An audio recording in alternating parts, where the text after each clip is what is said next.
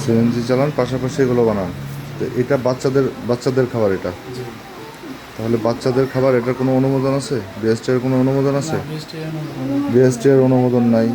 আপনি এই যে কী রং দিয়ে বানাচ্ছেন, এই রং কোথায় পেয়েছেন?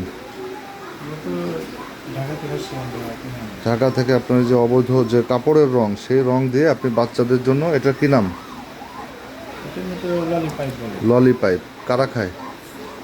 তো বাচ্চাদের খাবার, এটা আপনি বাচ্চাদের খাওয়াচ্ছেন, একটা অবৈধ প্রক্রিয়ায় বানাচ্ছেন, এটা কোনো অনুমোদন নাই। এগুলো আপনি বিভিন্ন বাজারে সাপ্লাই দিচ্ছেন, সেখান থেকে বিভিন্ন দোকানের মাধ্যমে বাচ্চাদের হাতে পৌঁছাচ্ছে। এগুলোর মধ্যে কি দেখি, এই যেগুলো কি বানায় রাখছেন? একটু এটা একটু ইয়া করেন তো, কি এটা?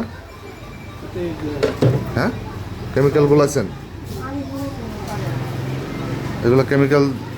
তাহলে শুধু কেমিক্যাল দিয়ে বানাচ্ছেন আইস ললি, যেটা বাচ্চারা খাচ্ছে। হ্যাঁ, আপনি জেনে বুঝে আপনি এগুলো করতেছেন।